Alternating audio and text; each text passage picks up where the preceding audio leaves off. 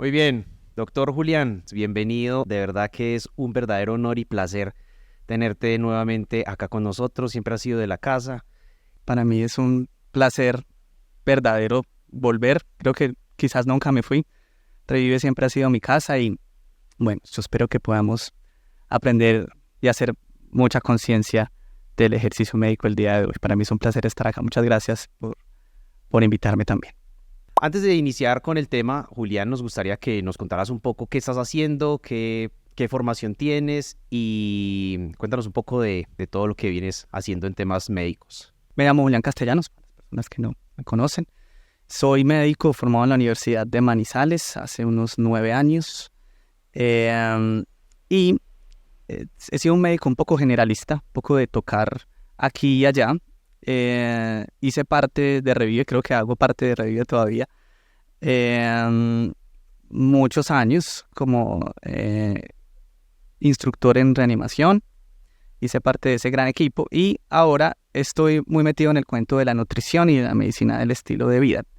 Realicé una maestría en el ICNS de España, en la universidad, en la UCAM, la Universidad Católica de Murcia.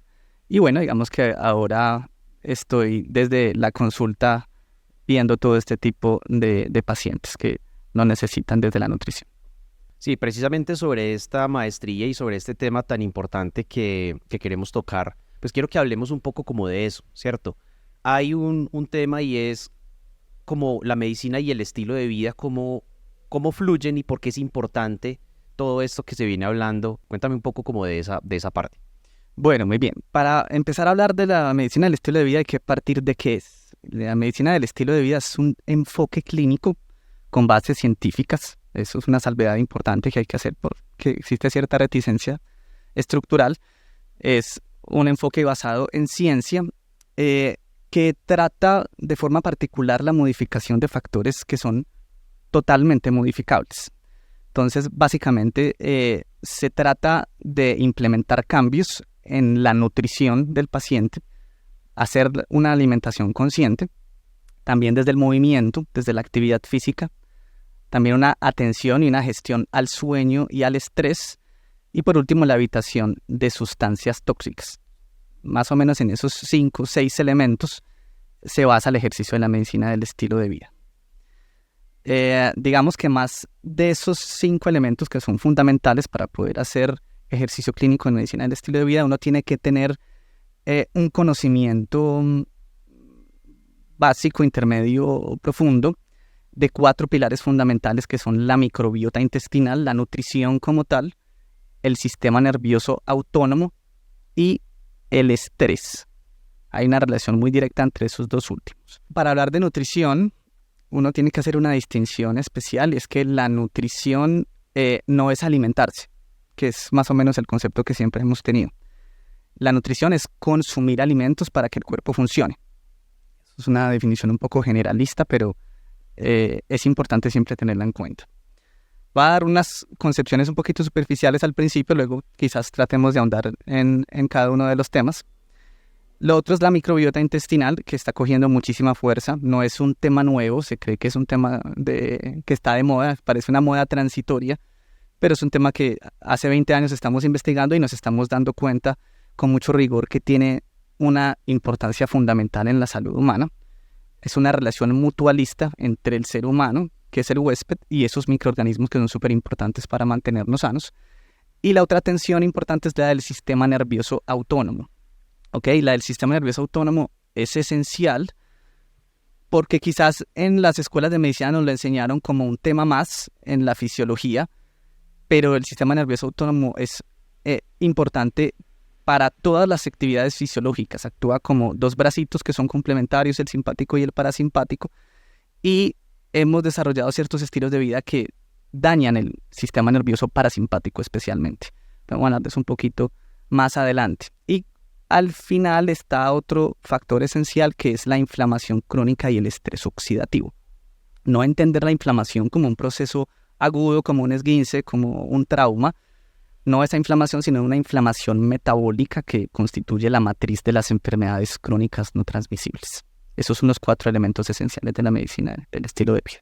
Entonces, ¿Cómo hacer la diferencia y como cuál es tu concepto? Porque al Julián que, digamos que conocí inicialmente era un Julián demasiado método científico, académico, que todavía persiste, obviamente, pero que quizás en algún momento también tenía esa reticencia hacia ese tipo de conversaciones. Cuéntanos un poco de esto y la importancia de ese cambio de pensamiento en la medicina. Bueno, totalmente de acuerdo con lo que dices.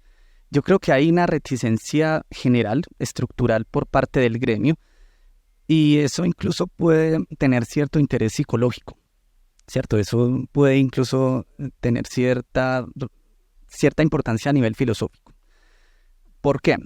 Porque los médicos fuimos formados desde una casilla conceptual, en cajitas. Y salirnos de esas cajitas nos genera un temor absoluto.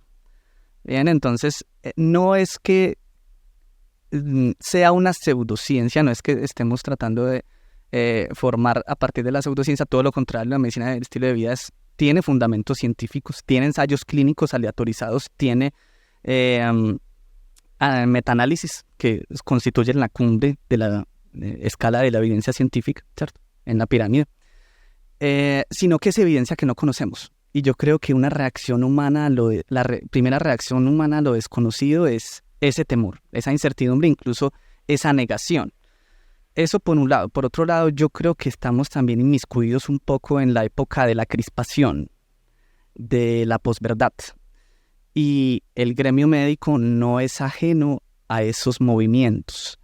Entonces, solamente estamos enfermos de una urgencia, dice el filósofo Byung-Chul Han. Entonces tenemos que resolver ya. Nos formaron para resolver ya, para tratar todo con fármacos, pero la ciencia nos está mostrando otra mirada.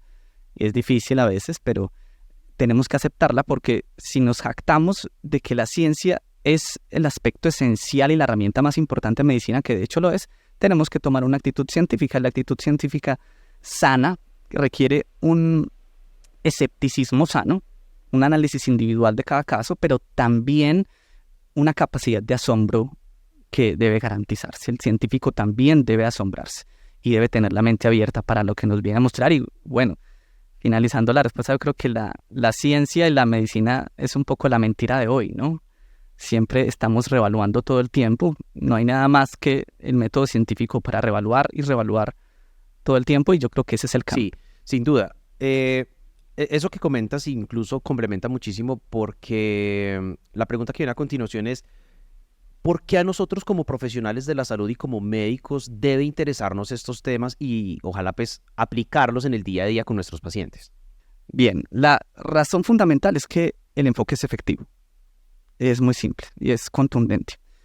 Y es efectivo desde todo punto de vista. Desde el punto de vista científico, hay ensayos clínicos grandes que nos han mostrado que la medicina del estilo de vida sirve, que cambiar y que hacer intervenciones de estilo de vida en los pacientes sirven. Incluso pueden llegar a ser en algunos casos particulares superiores a la terapia farmacológica, por ejemplo.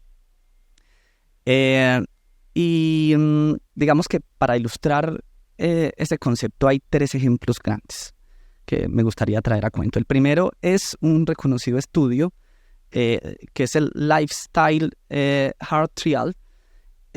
Fue famoso porque específicamente estudió las intervenciones del estilo de vida en pacientes con enfermedad coronaria establecida. Se hizo un seguimiento de 1 año a esos pacientes y se aleatorizaron en 3 grupos. Esos 3 grupos recibieron cambios en el estilo de vida. Los pacientes aprendieron a moverse de forma de intensidad moderada diariamente, aprendieron a comer bien, aprendieron a tener mejores relaciones sociales, dejaron de fumar, versus un grupo que no se le hizo absolutamente nada y se midió la progresión de la enfermedad. Al final del seguimiento se vio en un 80% una regresión de la placa aterosclerótica por cateterismo versus una progresión de la enfermedad. Entonces, ese estudio es sustancial y lo traigo a colación porque es un estudio realizado hace 30 años. Entonces, esto no es nuevo. Esto no es una moda transitoria. Esto no es una especie de concepto vanguardista. Esto es una realidad que hemos ignorado por mucho tiempo. Yo creo que es hora de ponernos definitivamente a la altura de las circunstancias. ese estudio me parece que es importante. Vamos a hablar de otros, si quieres, o podemos pasar al otro. ¿Crees que esto podría generar un cambio disruptivo en la medicina que actualmente nosotros ejercemos como profesionales de la salud? Yo creo que sí, yo creo que es inexorable. Es una especie de bola de nieve que no vamos a poder contener. Que quizás hay una frasecita por ahí que me gusta mucho que dice la complejidad biológica y la complejidad ecológica y la forma intrincada en la cual los seres vivos están conectados, todo está conectado, nos revela los límites del conocimiento científico. Nos revela que la arrogancia tiene una sin razón fundamental. Entonces estamos encasillados en lo que siempre nos han formado, en el último estudio, en el último GLP-1, pero hay algo más que está ahí que necesitamos introyectar, aceptar. Como no lo sabemos ni no lo enseñaron, pues simplemente nuestra primera reacción es esa reticencia. Exactamente, pero es evidente que tenemos que cambiar por el bien de la sociedad y por el bien de los pacientes. Y eso me surge como la siguiente pregunta y es, ¿qué limitaciones podríamos tener nosotros para poder ejecutar este tipo de medicina y de estilo de vida, tanto desde por los profesionales de la salud como desde los pacientes o desde otras esferas que tú analices? Yo creo que la limitación más importante es precisamente esa, ¿cierto? Hay una forma de reticencia, y no solamente de reticencia, sino de desinterés. Y no es solamente un concepto arbitrario, eso es lo que nos dice la evidencia al respecto, porque esto se ha estudiado. Entonces, para dar un ejemplo, el 70% de los médicos no hablan de obesidad en el consultorio. Bien.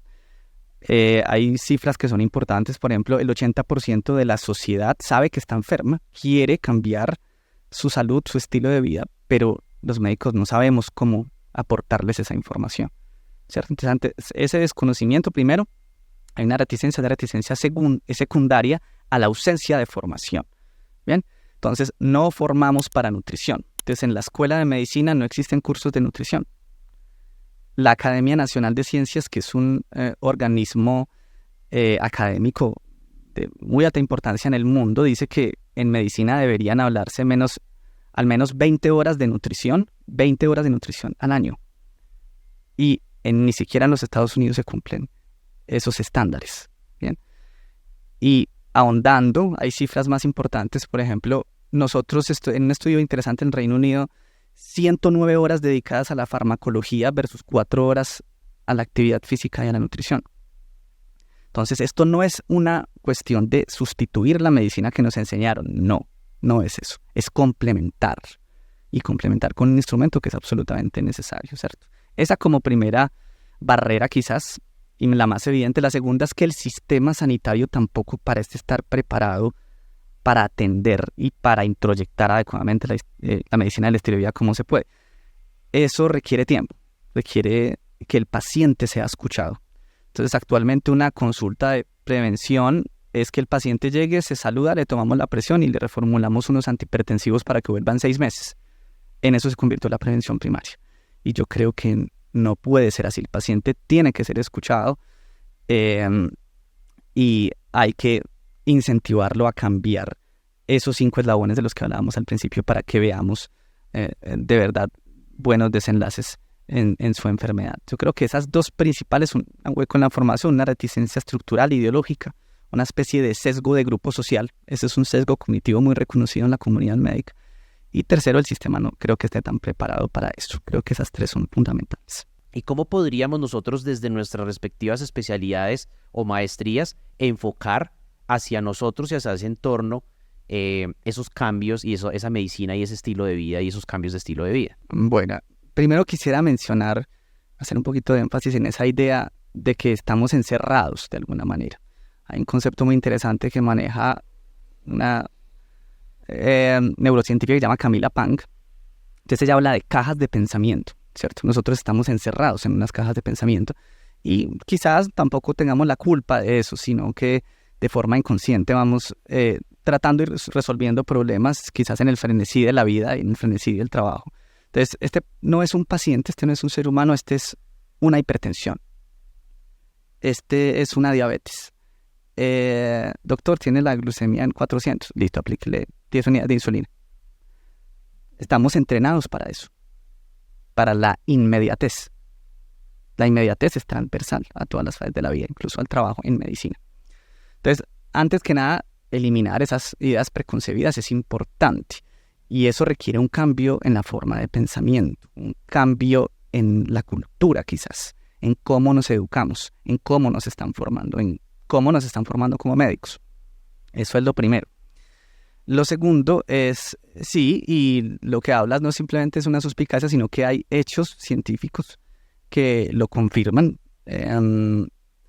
Por ejemplo, es bien sabido que de 100 pacientes que van a la consulta, el médico puede decirles que tienen sobrepeso, el médico les dice, incluso con un tono un poquito imperativo, yo creería que un poquito respetuoso, que tienen que bajar de peso, que ¿por qué se comió esto? ¿Por qué sigue comiendo tantas cosas de estas? Por eso es que está así de gordo, por eso, ¿cierto? Y yo creo que hay que tener un poquito de empatía también, porque eso lo siente como una agresión el paciente que tiene sobrepeso, que tiene obesidad. Entonces, de todos esos pacientes que van por sobrepeso y obesidad, quizás el 70% el médico les dice, tiene que bajar de peso, tiene que comer bien. Acto seguido, el paciente le pregunta, ¿qué es comer bien? ¿Qué es bajar de peso, doctor? No tenemos las herramientas conceptuales para responder esas preguntas. Y ahí es donde hay un hueco tremendo en la formación que tenemos que resolver. Entonces, ¿tienes que ir donde el nutricionista? Sí, pero bueno, es que yo soy médico y tengo la responsabilidad de saber utilizar la medicina. Y si la ciencia me está diciendo que la nutrición, que el estilo de vida, que dormir bien, que tener relaciones duraderas, que tener buenos vínculos, que manejar adecuadamente el estrés, que evitar los tóxicos, que dejar de fumar, funciona, pues lo mínimo que yo tengo que hacer es decirle eso al paciente, pasarle esa información, ¿cierto? Entonces yo creo que eso, abandonar un poco esas ideas preconcebidas. Y eso, para dejar un ejemplo muy claro, llega un paciente de 100 kilos a la consulta diabético y yo le voy a recetar semaglutide semanal. Es un fármaco que cuesta miles de dólares para el sistema, para mantener ese tratamiento en el tiempo. Y sí tiene demuestra unas reducciones significativas de peso, 10-15% del peso corporal, pero el paciente no sabe comer. Quiere decir que cuando termine de administrar el semaglutide, simplemente va a volver a perpetuarse el ciclo. Entonces estamos embebidos tratando consecuencias y no estamos entendiendo las causas de los problemas. Yo creo que cambiar la óptica de ver el problema es fundamental para que podamos dar un paso adelante. Sí, creo que eso en parte responde qué podemos hacer al respecto, ¿cierto? Qué podemos ir mejorando y sin duda es ir cambiando como esa estructura del pensamiento desde el enfoque de la profesión. La importancia que tiene la adecuada nutrición en el desenlace la inadecuada nutrición en el desenlace de múltiples enfermedades, por no decir que casi todas o todas, la importancia que hay en todos estos escenarios. Anteriormente me venías contando como la importancia del proceso evolutivo de la nutrición, ¿cierto? En el ser humano y como esas diferencias que hay entre el uno y el otro. ¿Qué tal si empezamos como a hablar de ese tema? Como, ¿qué debemos considerar en cuanto a temas de nutrición y por dónde empezarías? Muy bien, bueno, yo creo que para hablar de nutrición hay que tener una distinción muy clara, ¿cierto? Y que parece lógica, pero creo que es olvidada con frecuencia. Entonces, una cosa es alimentarse es llevarse comida a la boca, y otra cosa es nutrirse. Nutrirse es llevarse comida a la boca que hace que el cuerpo funcione. Entonces, una cosa son los alimentos, otra cosa son los nutrientes. Ergo, todos los nutrientes son alimentos, pero no todos los alimentos son nutrientes. Incluso hay alimentos que son antinutrientes. Bien, entonces, ¿cuál es la relevancia de la nutrición? La nutrición hace que la fisiología se ponga en curso. Y sin fisiología no hay nada, no hay vida. Entonces, por ahí, como dice Stephen Hawking, un ser vivo como usted o como yo necesita dos cosas fundamentales. Dos elementos. La primera es una serie de instrucciones para poder mantenerse vivo y para reproducirse. Y la segunda es un mecanismo para llevar a cabo esas instrucciones. A lo primero se le conoce como genes y a lo segundo se llama metabolismo. La nutrición tiene una relación íntima y estrecha con el metabolismo. Si no hay nutrición, el paciente tiene un mal metabolismo. ¿Bien? Entonces, por eso es que es importante hablar de nutrición y por eso es que nos tiene que interesar la nutrición, sea el tipo de medicina que practiquemos, sea desde la medicina general hasta la más hiperespecialización médica. Bien, entonces eso como primer elemento. Lo segundo es que claramente hay alimentos que son nutrientes, hay otros que no, ¿cierto? Para ejemplificar, hay varios tipos de alimentos que nutren de verdad. Pueden ser energéticos o no energéticos. Hay nutrientes energéticos y nutrientes no energéticos. Los nutrientes energéticos son los que clásicamente nos enseñaron en primer semestre para biología celular: las proteínas, los carbohidratos y las grasas. Bien, entonces, como para tratar de dar un ejemplo de cada una saludable, los carbohidratos saludables son los carbohidratos complejos que tienen bajos índices glucémicos. Bien, esa es como la definición de carbohidrato complejo.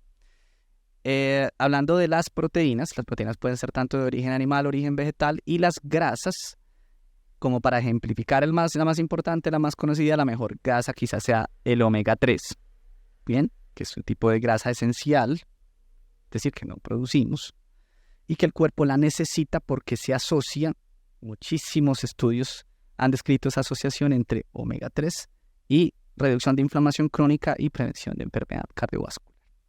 Esos son los alimentos que son nutrientes energéticos. Los nutrientes no energéticos son el agua, la fibra, las vitaminas, los minerales, que también son supremamente importantes. Uno puede tener una microdesnutrición, por ejemplo, un déficit de magnesio, un déficit de zinc, un déficit de vitamina D, que son tan frecuentes. ¿Bien? Eso como para hablar conceptualmente qué es la nutrición, cómo se divide, en fin. Y como un ejemplo importante de antinutriente o de no nutrientes, de alimentos que no nutren, están los ultraprocesados. Los ultraprocesados son un tipo de alimentos altamente elaborados, con muchos aditivos, con altas concentraciones de sodio, de azúcar, de grasas trans, de grasas hidrogenadas. Para traer aquí el protagonista de los ultraprocesados, el azúcar, la panadería, la pastelería, la harina de trigo fortificada, todas estas cosas son antinutrientes. ¿Cuál es el problema de esto? Que como son la antítesis de los nutrientes, los antinutrientes exterminan la fisiología, hacen que se dañe la fisiología.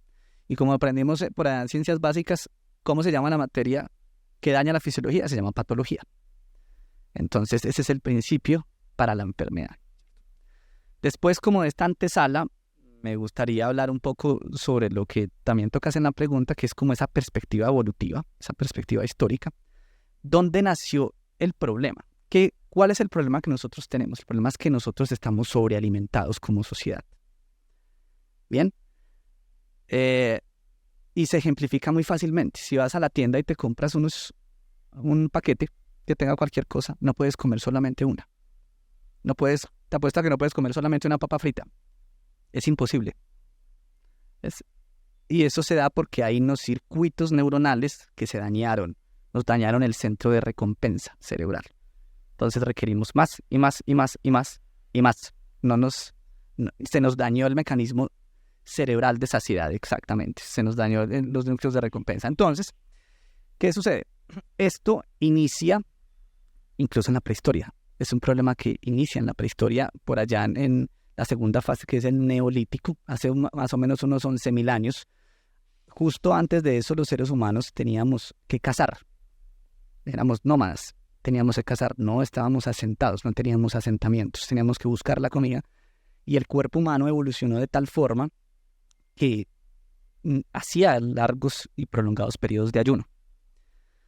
Empezamos a asentarnos por allá en lo que hoy es Turquía. Empezamos a crear casa, inventamos la agricultura, domesticamos los animales y nos dimos cuenta de que pasamos de no comer nada en 2 semanas, en 3 semanas, a tener una disponibilidad total. ¿Qué pasó ahí? Empezamos a movernos menos y empezamos a comer más, inexorablemente. Eso demandó una relación inversamente proporcional entre el consumo calórico y el gasto energético. Y el cuerpo no estaba diseñado para eso. ¿Bien? Después de eso, digamos que se hiperperfeccionaron esas técnicas. Entonces, lo que sucedió es que ya no domesticábamos solamente los animales, sino que empezamos a crear la agricultura propiamente dicha. y empezamos a perfeccionarla. Y hace 250 años ocurrió la revolución industrial, un evento sin precedentes en la historia de la humanidad, e hiperperfeccionamos ese mecanismo. ¿Cuál fue el resultado? Empezar a crear comida supremamente fácil. Y eso, en combinación a un estilo de vida sedentario, a la ausencia de hacer ejercicio, a estar sentados todo el tiempo, pues entonces empezó a crear una hecatombe que el resultado lo vemos hoy. Quizás hace 11.000 años no existía la obesidad. Entonces, la obesidad, fíjate que termina siendo una respuesta adaptativa a un medio que está enfermo. Es una idea muy interesante. La obesidad no es una enfermedad, como la enseñan. La obesidad es una respuesta adaptativa a un medio que está enfermo, a un entorno que está enfermo. La respuesta que tiene el cuerpo. Si no fuéramos obesos, estaríamos muertos, porque haríamos lipodistrofia, por ejemplo. No tendríamos dónde almacenar todos esos nutrientes. Entonces, así, digamos que nació este problema. Cada vez nos perfeccionamos más desde el punto de vista tecnológico, pero el gasto energético disminuía y disminuía. Pues digamos que es muy difícil salirse de allí, toca tomar una conciencia individual de ese entorno. Entonces digamos que gran parte de ese problema está allí y en la superproducción de las empresas, porque las empresas no se miden en cuánto están nutriendo, sino cuáles son sus márgenes al final del año en temas de rentabilidad, y eso pues sobrepasa cualquier tema ético de nutrición sobre todas las cosas. Digamos que hay muchos problemas multifactoriales y que me gustaría que hablaras como un poco como de dónde provienen como todos esos problemas también. Bien, yo creo que a mí me gusta mucho una frasecita por ahí que dice: el dinero esconde una perversidad, y los seres humanos tenemos ese aire de perversidad, siempre queremos más, nada nos hace satisfechos, y creo que el objetivo, como dices bien, de una empresa es buscar estrategias para poder vender. Entonces se inventó el marketing, que fue la hiperperfección de todo lo que hablamos al inicio, y empezaron ellos a diseñar un tipo de comida que es irresistible para nosotros. Nosotros no podemos comer solamente media bola de helado o una cucharada de helado. Bien, tenemos una compulsión. Entonces, hay un premio Nobel de medicina que se le entregó a un ornitólogo, y fue que este señor descubrió una cosa que se llama los estímulos supernormales o supernormales. Un estímulo supernormal es un estímulo que nosotros no podemos resistirnos a hacerlo, ¿cierto? Entonces se lo descubrieron las gaviotas, cuando las gaviotas no podían resistirse a incubar huevos artificiales que pintaban y que eran de un color diferente o que eran más grandes que los huevos propios. No podían resistirse, y así nos sucede con la comida. Entonces, estas sociedades económicas han creado un mecanismo para que es el neuromarketing, y ese neuromarketing nos dañó los centros de recompensa cerebral. Ahí se nos dañó el mecanismo de la saciedad, y es algo que no podemos controlar. Por eso con el paciente obeso tú no le puedes decir: hola, deja de comer. Y también creo que hay una sobreestimación de la voluntad humana, ¿cierto? Y creo que nosotros sobreestimamos mucha la voluntad. Cerca del 70% de los pacientes no pueden salir adelante solo con la voluntad, precisamente por el circuito y el concepto de los estímulos supernormales. Yo quisiera traer a cuenta un par de cosas, y es que hay buenas noticias también. No simplemente es quedarnos en esa mirada fracasomaníaca que nos lleva a la inacción, sino que también hay buenas noticias. Yo creo que hay que trascender eso, ¿cierto? Y una de las cosas más importantes para tener eso en cuenta es que existen nutrientes que combaten esa inflamación crónica. Bien, son nutrientes antiinflamatorios. Por ejemplo, el omega 3 es un nutriente antiinflamatorio, las vitaminas, los minerales, los compuestos tiólicos como el ácido lipoico, la N-acetilcisteína, que nos han enseñado que es un fármaco con el que se trata la intoxicación por acetaminofén, es un nutriente, es un suplemento. Entonces, llenarnos de motivos para empezar a conocer ese tipo de herramientas es muy importante, ¿cierto? Están también los polifenoles, que pueden ser flavonoides, como las catequinas o las oligocatequinas, que son como el compuesto esencial del té. El té, que es la bebida más consumida en el mundo, más que el café.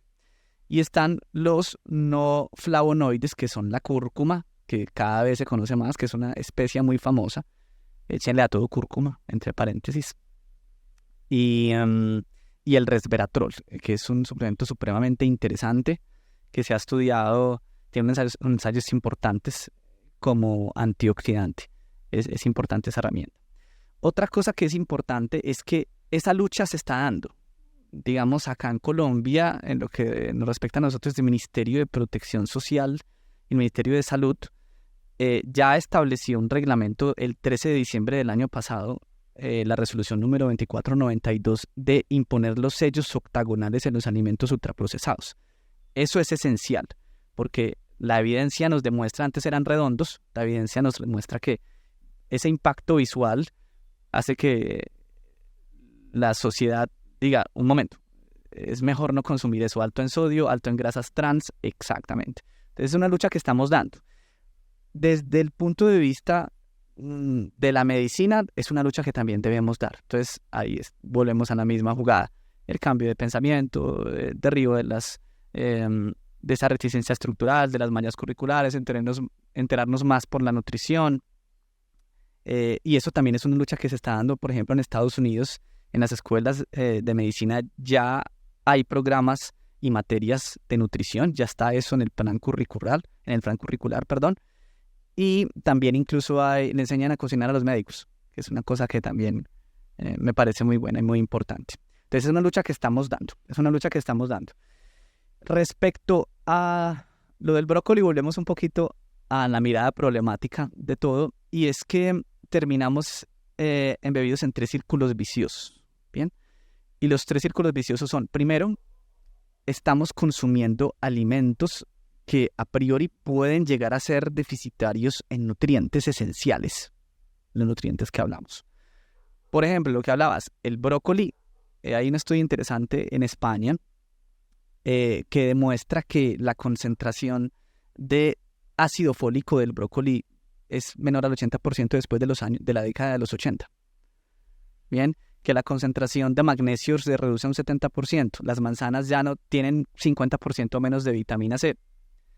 Es decir, estamos consumiendo alimentos que están siendo cultivados con ciertas anomalías y eso hace que no tengan la cantidad de nutrientes esenciales que necesitamos. Estamos comiendo comida que creemos es buena, pero finalmente no es tan buena. Entonces, eso nos da un marco de ciertas microdeficiencias nutricionales. La más frecuente es la deficiencia por ácido fólico. Le sigue la deficiencia de zinc, la de vitamina D, la de magnesio y la de calcio. Eso como un tip ahí para que lo tengan en cuenta. Por eso es que vemos tanto deficiencia de vitamina D, aparte pues que nos exponemos menos al sol. Son 3 círculos viciosos, eso, alimentos que contienen pocos nutrientes esenciales. Tenemos del otro lado un superprocesamiento, ¿cierto? Alimentos superprocesados, hiperprocesados. Y tenemos finalmente un estilo de vida que es precario. Entonces, si uno suma esos 3 círculos viciosos, lo que nos va a dar es esencialmente enfermedad, obesidad, enfermedad cardiovascular. Ese es el resultado de todo esto, ¿cierto? Y eso básicamente es una catástrofe social, es una catástrofe en salud pública. Juli, una pregunta. ¿Cuál es el camino o cuáles serían los pasos que nos recomendarías a nosotros como profesionales de la salud para adentrarnos en este mundo de la nutrición y poder comunicar adecuadamente a nuestros pacientes y pues también para nosotros como individuos y como personas, como todo este escenario? ¿Cuáles son esos pasos o qué deberíamos hacer? ¿Qué nos aconsejas allí? Bueno, lo primero es la conciencia, ¿cierto? Y seguir luchando. En esa lucha que estamos dando, que ahorita veíamos, eso es importante. Desde el punto de vista médico, que más nos atañe a nosotros, yo creo que tenemos que cambiar el sentido de la perspectiva, de la mirada del problema. Nosotros estamos pensando que la obesidad es una causa. Nosotros estamos pensando que la enfermedad cardiovascular es una causa. Y estamos diseñando un montón de estrategias farmacológicas y terapéuticas solo para esas condiciones. Y no estamos entendiendo bien el problema. Esto es un problema social. Entonces, cuando el paciente va a la consulta y yo lo trato como una enfermedad, como lo que hablábamos atrás, estoy desconociendo la importancia del entorno. Y para tratar las consecuencias de la inflamación crónica, como la obesidad, la hipertensión, la resistencia a la insulina, la diabetes, la enfermedad coronaria, la enfermedad cardiovascular en general, el síndrome metabólico, yo tengo que entender que esos son patrones tipo consecuencias, no causas. Recuerda uno a Nietzsche hablando de más allá del bien y el mal en los 4 errores. Entonces, eso es muy importante. Si yo solamente voy a tratar al individuo, no voy a hacer nada. Yo tengo que tratar su entorno, interesarme por el entorno del individuo. Y para poder impactar en ese entorno, primero se necesita tiempo en la consulta. Segundo, se necesita traer este debate.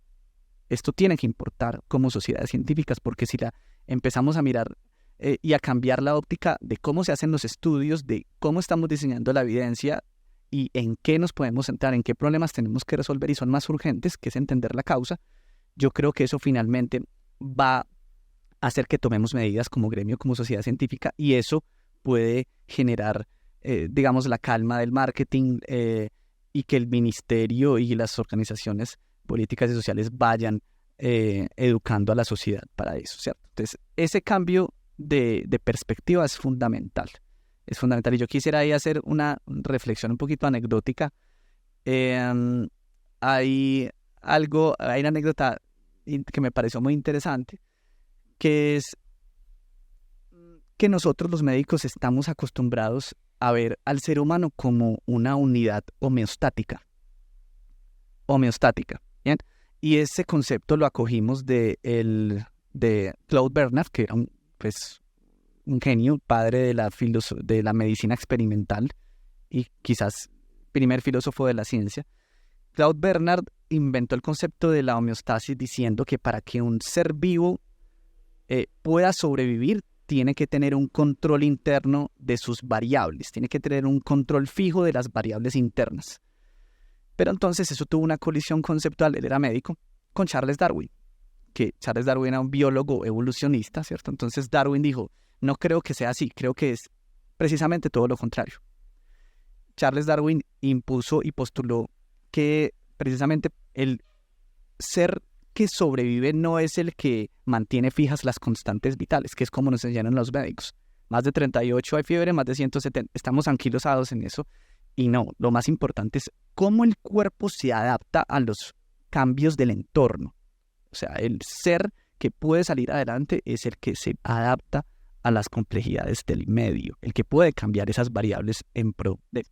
Entonces, LDL por encima de 130, estatina. No, tiene que haber un contexto antes de eso. A un neonato se le sube el LDL. A la madre se le sube el LDL en primer trimestre, porque incluso tiene el LDL una función antioxidante. Entonces tenemos que salirnos de esas cajas conceptuales y cambiar la mirada, ¿cierto? Si cambiamos la mirada, entendemos eso como consecuencia, sino como causa, yo creo que eso es un gran paso en pro de la salud de los pacientes y de meter todo este cuento de la nutrición y el estilo de vida a nuestro beneficio. Bueno, no sé si quieras complementar algo más, Julián, acerca de esto. Quizás desde el punto de vista técnico un poquito más profundo, me gustaría darle como final a la historia que empieza en el Neolítico, ¿cierto? Cómo esto termina dañando no solamente nuestros centros de recompensa cerebral, sino nuestro intestino, ¿cierto? Entonces, reanudando eso,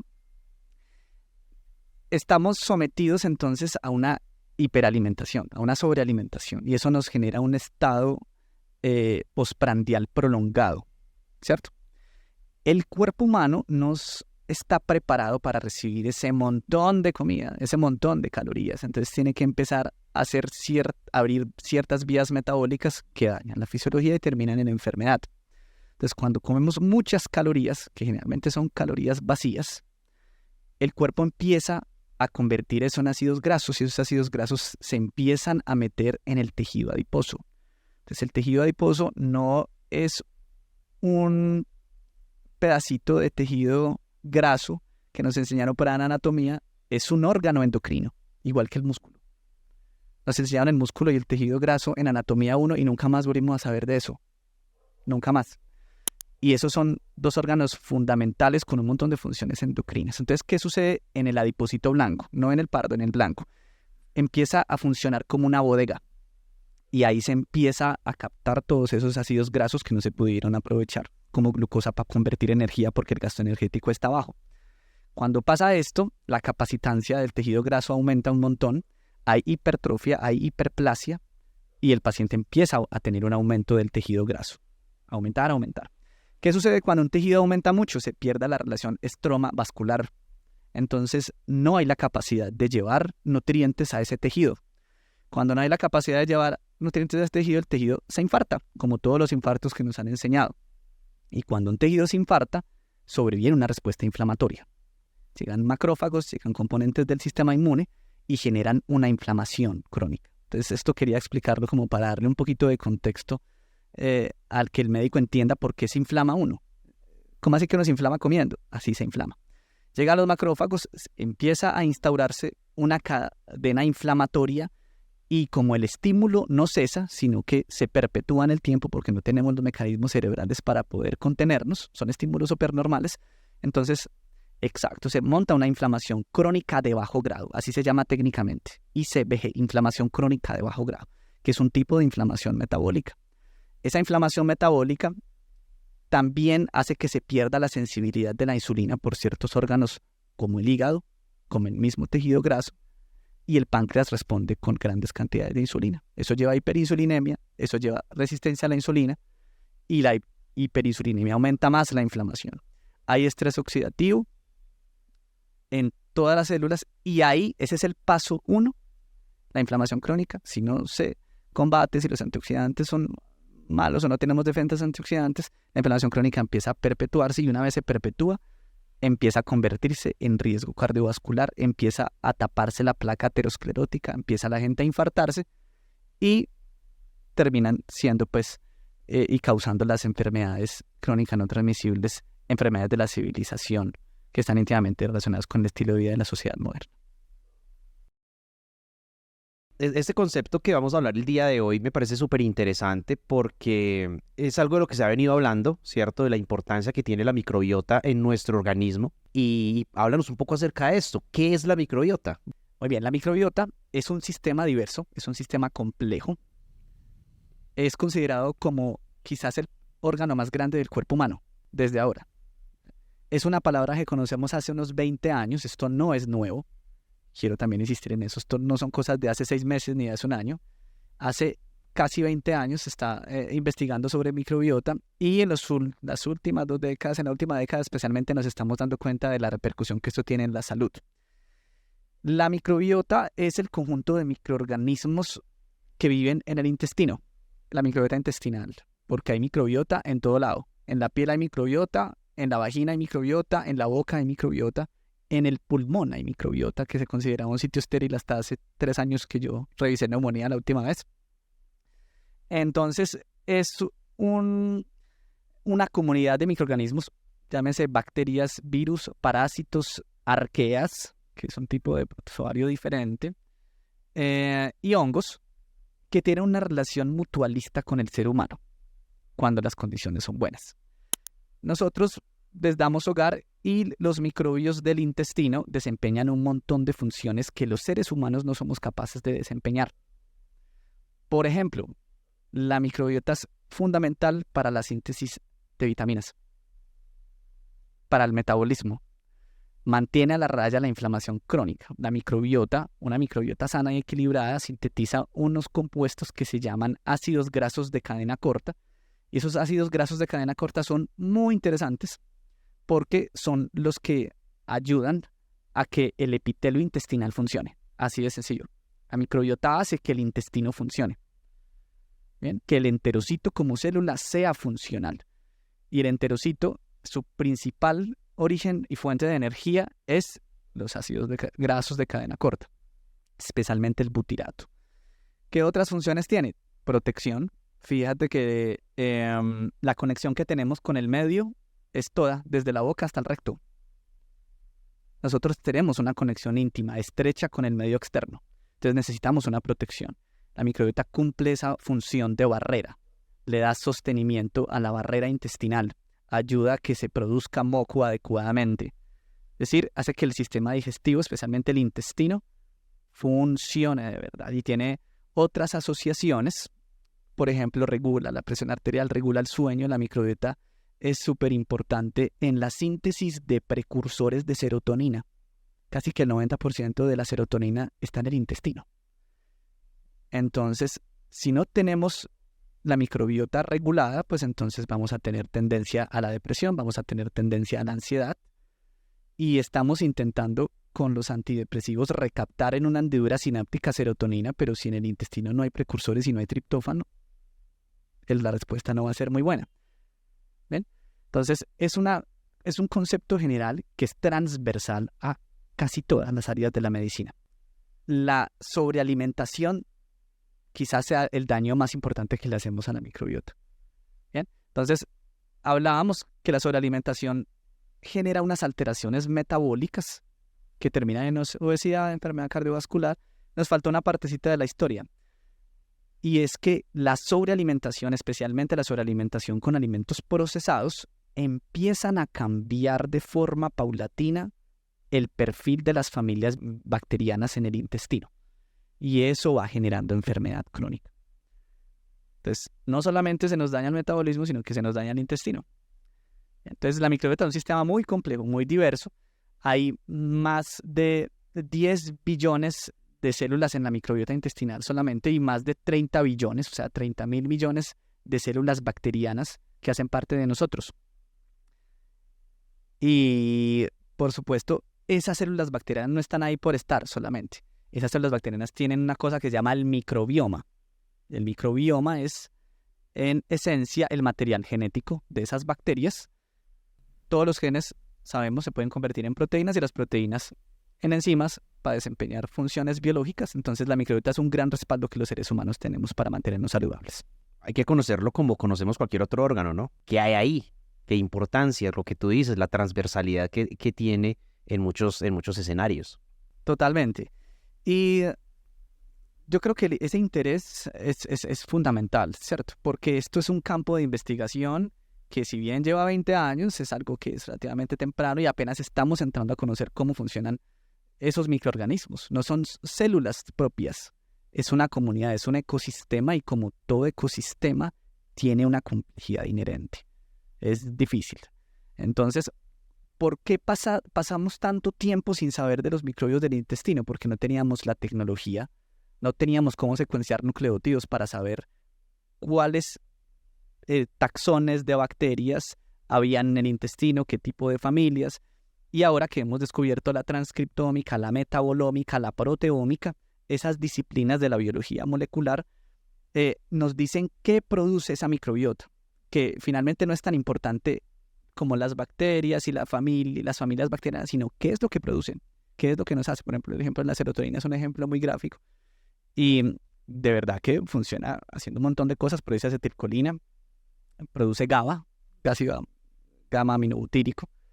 Y la microbiota es muy importante porque cerca del 100%, del 20% de la energía de un ser humano sale de la microbiota. Nosotros consumimos en los alimentos fibra, un tipo de fibra que se llama fibra insoluble, y no tenemos la maquinaria enzimática para poder aprovechar esos alimentos, y la microbiota sí la tiene.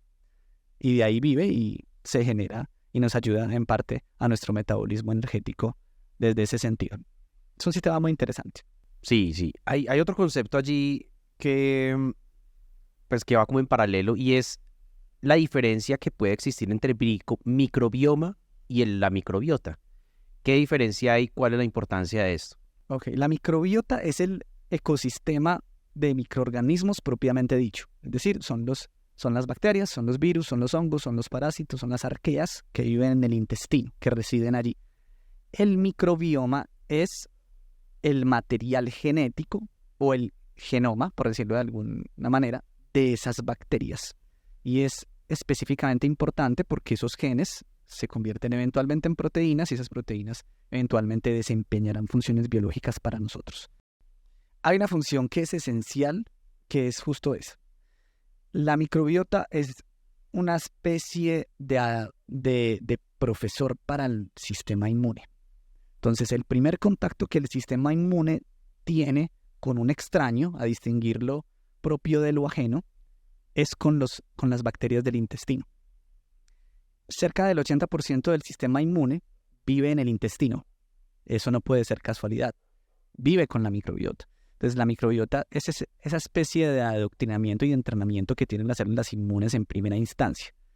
hay una comunicación muy importante entre la microbiota y las células del sistema inmunitario, especialmente los linfocitos, y esa comunicación se da por las sustancias que la microbiota produce, ¿bien? Y por las células presentadoras de antígeno. Esto significa que si yo tengo una microbiota equilibrada en buenas condiciones, voy a tener competencia inmunológica. Si no sucede así, pues va a pasar todo lo contrario. Y no solo en cuestión de protección inmunológica hacia infecciones, sino en maduración del sistema inmune. Por ejemplo, te voy a dar un ejemplo muy gráfico. Un ser humano que nace por cesárea, que no le dan leche materna, queda con un desequilibrio en la microbiota que se denomina disbiosis. Así se llama técnicamente el desequilibrio. Entonces, esa disbiosis genera unos cambios anómalos en la formación del sistema inmune de ese individuo casi que para siempre, porque los 1000 días desde que el individuo nace hasta el día 1000 son fundamentales para constituir esa microbiota comensal. No hay maduración inmunológica, entonces por esa la asociación de cesárea, atopía, cesárea, asma, cesárea, diátesis atópica es supremamente frecuente. Entonces los niños que nacen por cesárea y que no son lactados tienen gran riesgo de tener enfermedades inflamatorias crónicas, y no solamente pues la asma y la atopía, sino más inflamatorias crónicas. Son niños más enfermos, son niños que se pasan en el hospital. Es complicado y llegan al hospital y en el hospital cerca del 70% de las infecciones virales se tratan con antibióticos y los antibióticos exterminan más la microbiota. Entonces se vuelve un círculo vicioso también. ¿Por qué es importante? Se preguntarán algunos. Sí, ese inadecuado manejo allí perpetúa el Exacto. daño. Entonces, cuando nosotros consumimos una dosis de antibiótico, la microbiota es capaz de reponerse a sí misma en un lapso más o menos de 48 horas. Pero cuando nos tomamos la segunda dosis de antibiótico, los estudios demuestran que ya hay un cambio irreversible en la composición de esa microbiota comensal. Por eso la importancia de tratar de mantener una nutrición balanceada para los microbios, una nutrición que tenga altos componentes de MACS, se llaman MACS, carbohidratos accesibles a la microbiota, para tratar de reconstituir ese ecosistema. Por eso es que es muy frecuente en los últimos años que se vea como tómate estos probióticos mientras estás tomando ese antibiótico. Y es precisamente para reconstruir ese ecosistema. Los antibióticos son la principal causa de disbiosis, la principal de Legos. Entonces, fíjense que la primera causa de que se desarrolle un órgano tan importante como la microbiota es una causa médica. Por eso hay que tener una conciencia y una seguridad y una certeza plena en el hecho de indicar un antibiótico. Es muy importante. Y me gusta porque hace 2 semanas, vi a un famoso infectólogo de la Universidad de Antioquia publicando algo al respecto. Ya la pelea no es contra la resistencia, claro que es una pelea fundamental. Tiene que haber responsabilidad en la indicación de antibióticos para no aumentar resistencia bacteriana, pero también es ya hablando de la microbiota. O sea, esas barreras estructurales están acabando poquito a poquito. Lo que acabas de mencionar creo que nos da pie para el siguiente escenario, la siguiente pregunta, y es como qué factores afectan la microbiota, pero también qué otros factores pueden modularla. O sea, qué podemos hacer o qué podemos dejar de hacer también para pues, evitar lesionar este órgano. Muy bien, los factores que modulan más la microbiota son los factores ambientales, ¿cierto? Y dentro de los factores ambientales, el más importante de todos es la comida. Entonces, la comida ultraprocesada genera disbiosis intestinal. Eso es algo que la gente tiene que tener claro. Daña la microbiota. Bien, los MACS, que son los carbohidratos accesibles a la microbiota, es la forma en la que la microbiota se nutre. Una alimentación rica en carbohidratos complejos, frutas, verduras, enriquecen el ecosistema. Y entre más verduras sean y entre más frutas sean diversas, eso se parece tener una asociación con la diversidad del ecosistema microbiano. Entonces, la dieta es fundamental, la nutrición es esencial. Fíjense que están conectados la nutrición y la microbiota de forma muy íntima. Es el principal modulador. Hay otras cosas que modulan positiva o negativamente. Digamos, dormir mal da disbiosis. Por ejemplo, si uno no duerme 7 horas o si sueños de mala calidad, va a tener un desequilibrio en la microbiota. La exposición a tóxicos da disbiosis. Fíjate que estamos tocando los eslabones de la medicina del estilo de vida. Si yo tomo mucho alcohol, voy a tener disbiosis. Si yo trasnocho todo el tiempo, voy a tener disbiosis. Si yo tomo antibióticos, que es la primera causa de disbiosis, y es la que más hay que tratar. Hay que tener una conciencia de la reconstitución de ese ecosistema luego del tratamiento antimicrobiano. Y luego, pues hay otras causas, pero básicamente es la comida procesada, la exposición a tóxicos, la ansiedad da disbiosis, viajar da disbiosis, los viajes largos, el cambio de las dietas genera disbiosis.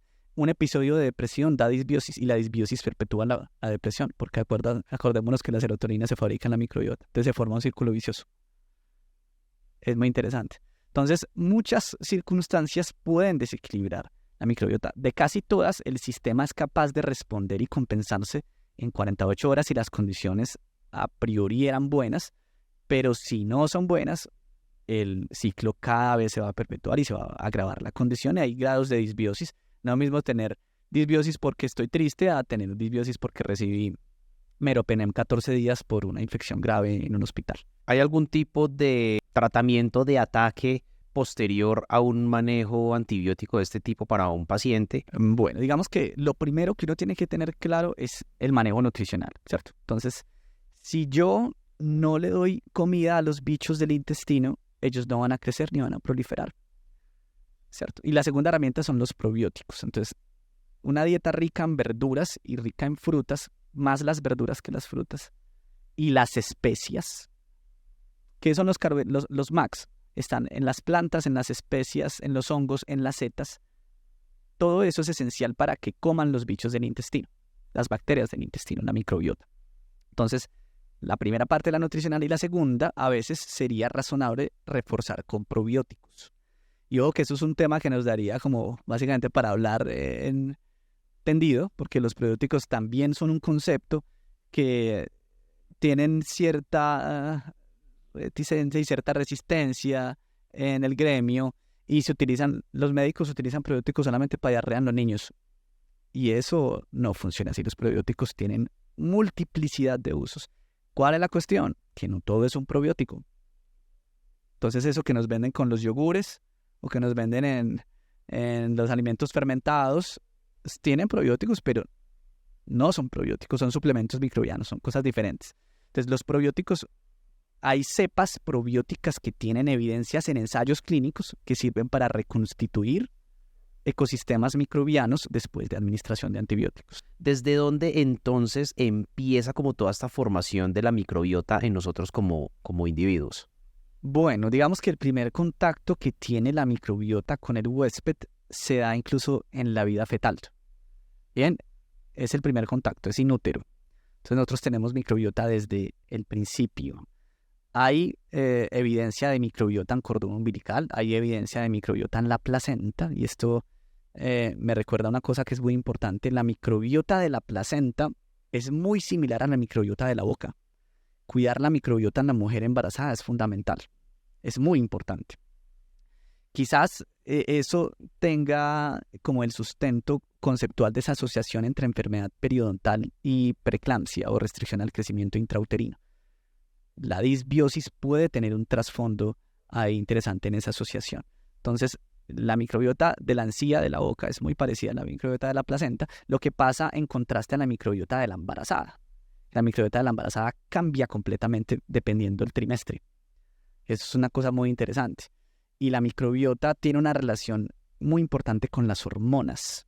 Bien, entonces la microbiota puede reciclar estrógenos. La microbiota hace, según la edad que tenga la mujer, o si está embarazada, o si está en menopausia, dependiendo de los grados de estrógenos que tenga, la microbiota también cambia conforme a esos cambios de los estrógenos. Para dar un ejemplo, cuando una mujer menstrua, el pH vaginal cambia, ¿no? El pH vaginal cambia, se vuelve más alcalino. El pH normal de la vagina es ácido, se vuelve más alcalino y eso genera cierta disbiosis. Y la disbiosis puede generar síntomas. Por eso es que la menstruación genera síntomas, porque hay disbiosis. Y no solamente disbiosis intestinal, disbiosis vaginal. Eso es otra cosa importante, la microbiota vaginal. Pero entonces, nosotros tenemos microbiota desde eso. El primer contacto es en útero. Y luego, tenemos dos pasos fundamentales cuando vamos a nacer. Cuando nacemos, si nacemos por cesárea, quedamos con la microbiota del guante del obstetra y del ayudante, que no creo que sea muy buena. pero el paso por el conducto vaginal es fundamental para la constitución de la microbiota de un ser humano, porque el conducto vaginal está lleno y es rico en lactobacilos. Bien, y esos lactobacilos se llaman así porque producen ácido láctico, ¿cierto? Y el ácido láctico es lo que hace que la vagina esté ácida. Entonces, los lactobacilos, el neonato los traga. Y una vez los traga, va constituyendo y profundizando más la constitución de esa microbiota. Eso, y hay otra ruta que se llama la enteromaterna. Hay una conexión, hay un eje que lleva la microbiota intestinal y la de la boca hacia la región mamaria, y luego eso por la lactancia, que también es súper importante, se le va al feto. Entonces, dos eventos esenciales, la cesárea y la lactancia. La lactancia por ese eje enteromamario, y también porque la lactancia, la leche materna es el único alimento que existe que tiene la especie de carbohidratos que se requieren para nutrir la microbiota del neonato. No existe una fórmula que tenga el alimento necesario para que crezcan esos microorganismos. Se llaman lacto-oligosacáridos de la leche materna humana. Y eso solamente viene ahí. Y no hay forma, pues, como de sacarlos. Entonces, esa parte es esencial. Cuando un ser humano a ti te dice, yo nací por parto vaginal y me lactaron 2 años, ese está protegido, tiene una gran microbiota. Esos primeros 1000 días son esenciales. En contraste al que te dice, yo nací por cesárea, nací gemelar, y es lo que yo veo con mucha frecuencia. Nací gemelar con cesárea y no me dieron leche materna porque mi mamá no producía leche. Ese paciente quizás tenga el intestino muy enfermo, quizás tenga mucha inflamación crónica y tiene más riesgo de tener ese tipo de enfermedades. ¿Qué podemos hacer entonces para modular esas situaciones en esos pacientes que nos llegan con esas condiciones? Hay un estudio interesante en China también que respalda eso, un ensayo clínico que se realizó en pacientes con COVID. Demostraba no solamente que tenían disbiosis, es decir, la microbiota desequilibrada, sino que los probióticos se convertían quizás en una herramienta terapéutica poderosa. Es un ensayo clínico y es en plena pandemia. Mostró unos resultados favorables, entonces no solamente es como una suspicacia, una hipótesis, de verdad que los probióticos son una promesa terapéutica muy grande a la cual tenemos que empezar a abrazar y darle la bienvenida, porque son muy importantes, no tienen prácticamente ninguna reacción adversa y todo lo que hay es para ganar con ellos. Bueno, finalizando, Julián, no sé si tengas algún mensaje que quieras dejarle como conclusión a todos los profesionales de la salud que nos ven en Latinoamérica acerca de este tema que hemos hablado el día de hoy. Antes que nada, yo quisiera dejar un mensaje claro, y es la asociación que la microbiota tiene con las enfermedades crónicas, ¿cierto?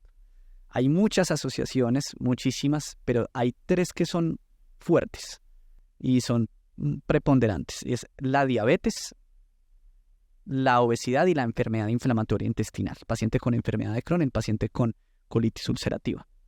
Esos 3 ejes son donde casi se están marcando todas las investigaciones de mayor rigor, y es donde yo creo que vamos a tener resultados muy importantes e incluso muy pronto. Y de verdad que la ciencia está virando hacia eso, y hay muchos estudios con probióticos, muchísimos. Y hasta ahora muchos resultados favorables. Yo creo que es esa actitud. Yo creo que más allá de cualquier tipo de grandilocuencia o tono reflexivo o insistente, es abrazar lo que se viene de la mejor manera, si no lo conozcamos, tratar de nutrirnos.